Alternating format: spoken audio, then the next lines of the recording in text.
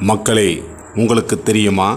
அரசு போக்குவரத்து கழக பேருந்து ஓட்டுநர்கள் பலர் பீக் ஹவரில் பஸ் ஸ்டாப்பில் வண்டியை நிறுத்தாமல் தள்ளி நின்று நிறுத்தி பயனாளிகளுக்கு தண்ணீர் காட்டுவதை பார்த்திருக்கின்றோம், கேள்விப்பட்டிருக்கின்றோம்.